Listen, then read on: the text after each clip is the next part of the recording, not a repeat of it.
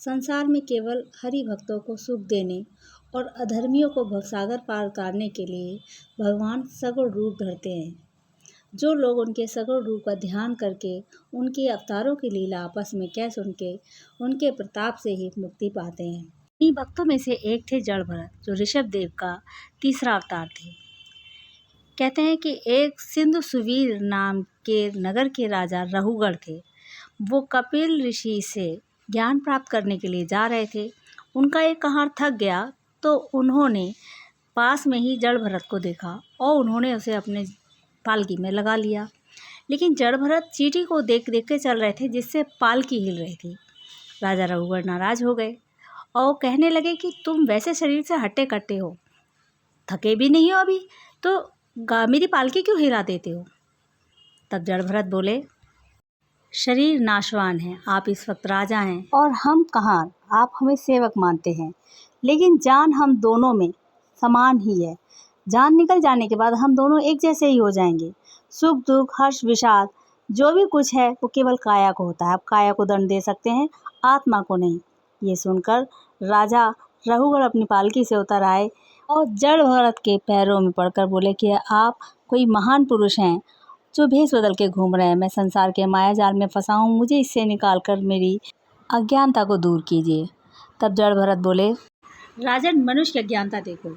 वो अपने कानों से अपनी पत्नी और पुत्र के दुर्वचन सुनता है, उनका तिरस्कार सुनता है, रोज़ अपमान सहता है, हाथ जोड़ता है, लेकिन वो उन्हें छोड़ता नहीं है। उन्हीं के लिए खर्चे पानी का इंतज़ाम करता है। बच्चे मेरे भूखे ना रह जाएं, मेरी पत्नी भूखी ना रह जाए। चलो मैं एक कहानी सुनाता हूँ। एक बनिया था, व्यापार करने गया। लौट कर जब वो वापस जा रहा था धन कमा कर, तो वो रास्ता भटक गया और एक जंगल में जा पहुँचा। वहाँ उसके साथ चोर लग लिए और चोरों ने उसका माल छीन लिया। वो सोचने लगा, अगर कुछ धन बच जाता तो मैं वापस जाकर व्यापार कर लेता। यही सोचता हुआ वो आगे बढ़ने लगा।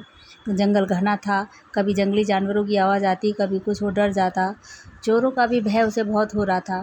गिरते पड़ते वो अंधेरे में एक सूखे कुएं में गिर गया और गिरते गिरते उसने एक पेड़ की डाल पकड़ ली, जो कि ऊपर ही था और कुएं में डाल जा रही थी।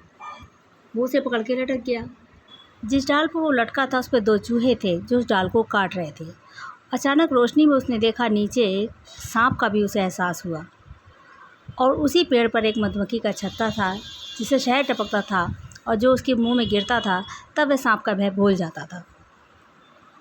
इस तरह पेड़ पे लटके लटके बनिए की उम्र बीत गई। एक दिन चूहे ने डाल काट दी और वह कुएं में गिर पड़ा और वहाँ पर उसे सांप ने काट लिया। तब राजा रहुगढ़ बोले कि उसने कुएं से बाहर निकलने का प्रयास क्यों नहीं किया। तब जड़भरत ने कहा, बिल्कुल मनुष्य की भी ऐसी ही प्रवृत्ति है। सांप उसकी मृत्यु थी और वो जो काले सफ़ेद चूहे थे वो दिन रात थे, और जो शहद था वो वही मोह था जो आदमी को रहता है। इसी मोह के चलते इंसान अपनी ज़िंदगी ऐसे ही बिता देता है, परिवार में लगा रहता है। अपने लिए 2 मिनट की उसे छुट्टी नहीं कि थोड़ा सा वक्त निकाल के भगवान का भजन करके संसार के माया जाल से मुक्त हो सके।